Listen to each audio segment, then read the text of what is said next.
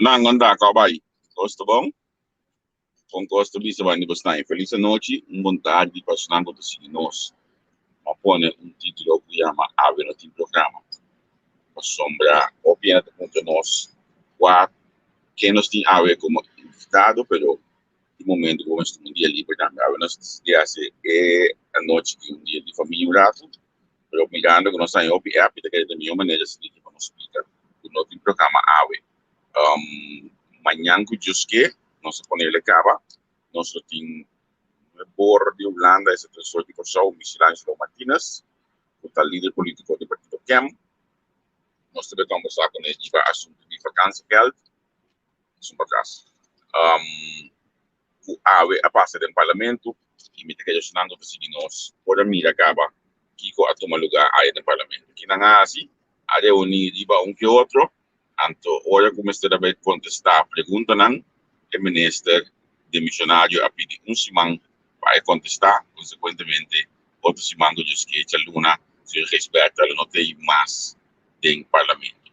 Que mendi, esse é o motivo que nós invitar, é a iniciativa de vacinação aqui. O Sr. Martínez nos explica que está o pensamento de pelo qual coisa de ave aí no parlamento.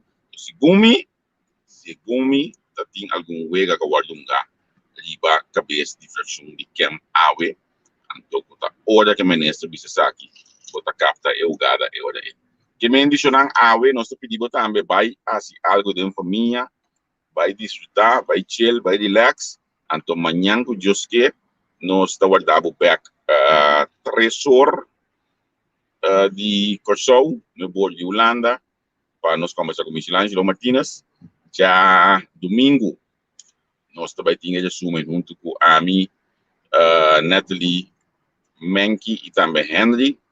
Esse aí também nós tínhamos planeado acabar para Anto Chaluna, me tabisabo que nós também tínhamos bom. Chaluna Nati tem bom como invitado. Nós regras aqui também, que me queda pendiente, porque Chaluna realmente